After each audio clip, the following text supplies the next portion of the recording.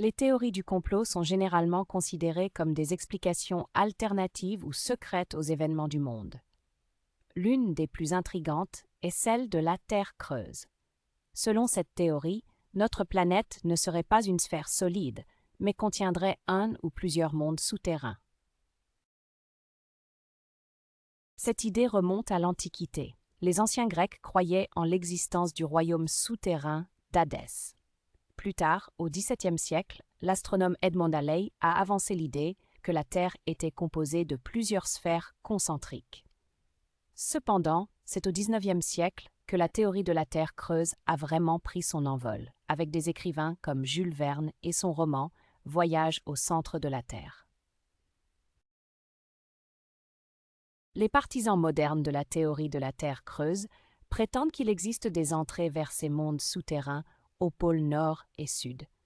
Certains vont même jusqu'à dire que des civilisations avancées, comme les Atlantes ou les extraterrestres, vivent sous la surface de la Terre. L'un des principaux arguments avancés par les partisans de cette théorie est l'existence de phénomènes inexpliqués, tels que les aurores boréales et australes. Selon eux, ces phénomènes seraient causés par l'énergie émise par le Soleil intérieur de la Terre. Bien sûr, les scientifiques rejettent la théorie de la Terre creuse. Selon eux, les preuves géologiques et sismiques démontrent clairement que la Terre est solide, avec un noyau, un manteau et une croûte. De plus, les lois de la physique rendraient impossible l'existence d'une sphère creuse de la taille de la Terre.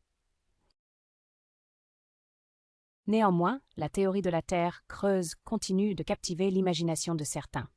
Elle a inspiré de nombreux romans, films et jeux vidéo et a même été utilisée pour expliquer des phénomènes tels que les ovnis et les disparitions mystérieuses. Alors, même si la science ne soutient pas cette théorie, elle reste une partie intrigante de notre culture populaire.